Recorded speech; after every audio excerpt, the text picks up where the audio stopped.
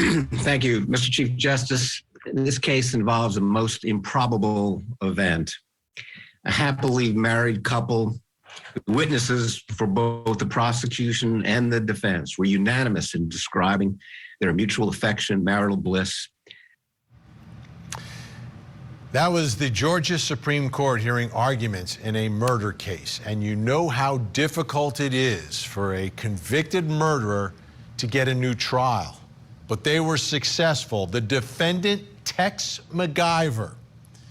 Julie Janae, Court TV legal correspondent, has the story. On count 2, felony murder, we find the defendant guilty of felony murder.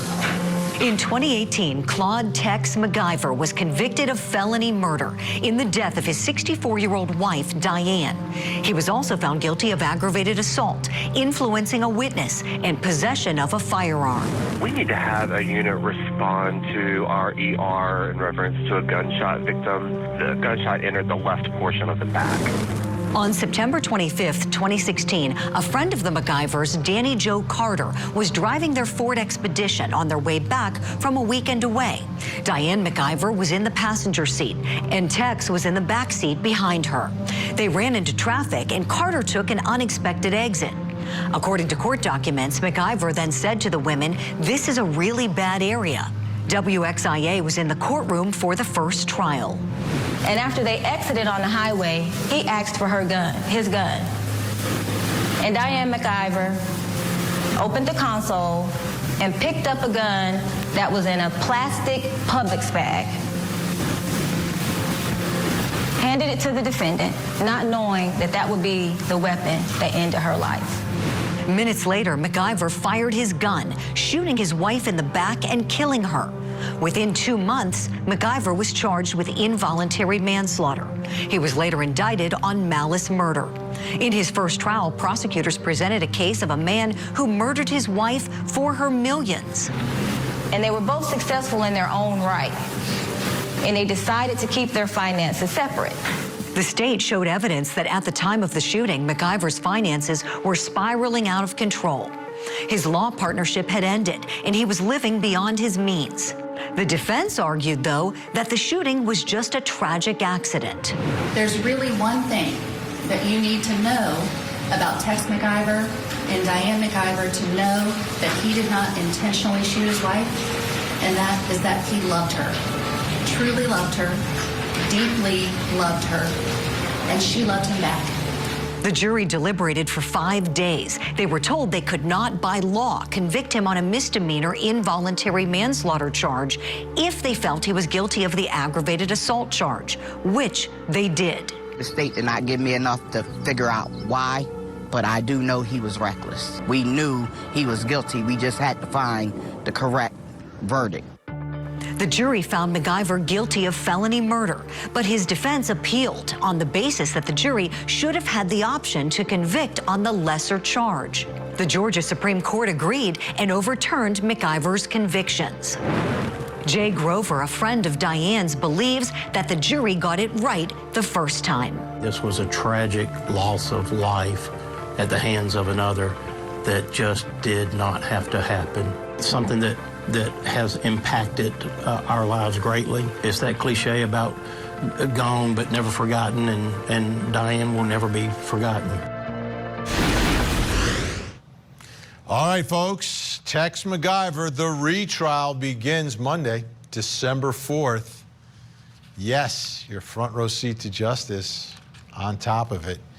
Georgia versus Tex McIver has been back in our think tank. Bernardo Villalona, Brian Watkins, and Ben Chu. Brian, there's an interesting twist to all of this. The lead prosecutor in the case left the prosecutor's office and joined the firm that is representing Tex McIver. Now we have a situation where the judge can remove an attorney. Now, he represented prosecutions, you know, they're not retained attorneys, but they do represent the people. And the definition of having a conflict of interest is where you've learned information for representation of someone else that would affect the current case the current representation. So the question is, we won't see him in the courtroom on the other side of the aisle in this trial. We shouldn't, at least. if the judge does his analysis correctly, I don't believe so. I believe there's a direct conflict there because clearly he learned something during his representation of the people, because that's who technically DAs represent. They don't have technical clients, but it's the people. During that representation, he clearly must have learned things that would affect his representation of the defendant. Now, learning things means good or bad. And so that does present an actual conflict, and I think the judge will have to remove him.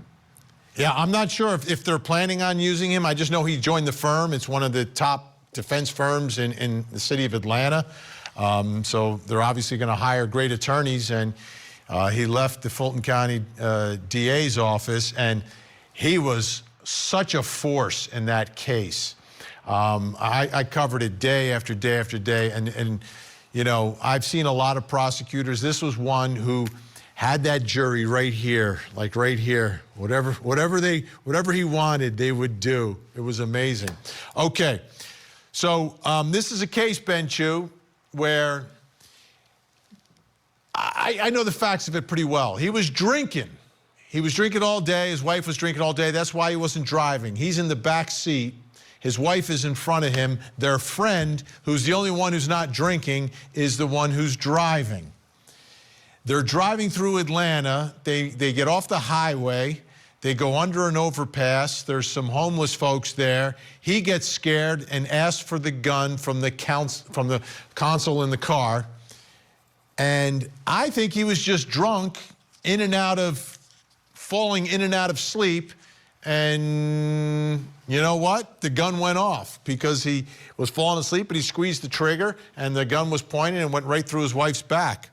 But the problem was, Ben, he was asking people at the hospital to lie about what happened. And it seems like he almost framed himself for murder in all this. He took an accident and framed himself for murder. Yeah, Vinny, I agree with you 100%. I mean, I think he really, hate to use this, shot himself in the foot by doing that after the fact. He should have just been quiet. And I think just going back to the recusal point, I think that the conflict may not only affect the lawyer, but it may also affect his firm. I'm not sure they can wall off that attorney from other attorneys at the firm. It's an issue. I don't even know. I'm not sure how it's being handled. I guess we'll find out on Monday. We'll see who shows up in court. Bernarda, he's a lawyer, and this was my read of the case throughout, that he was the lawyer.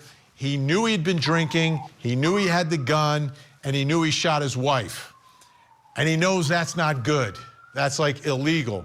So now he's at the hospital while she's being cared for, trying to control the situation and trying to talk to witnesses, and he made it look like he was covering up something even worse, like intentional murder.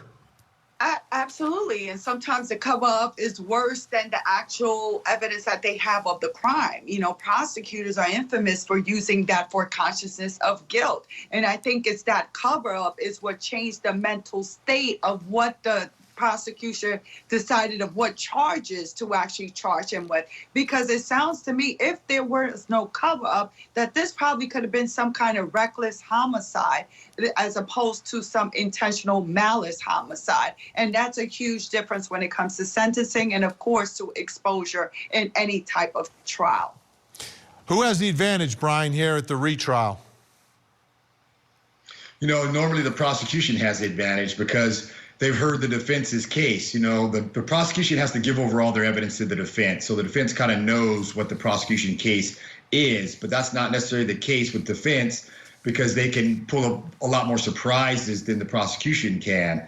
But now, you know, I think that now that they're going to get the instruction that apparently the jury wanted, you know, I think that they're good for that misdemeanor. So I think, you know, I have to give it to the defense because they're basically getting what they wanted was that additional and lesser included instruction.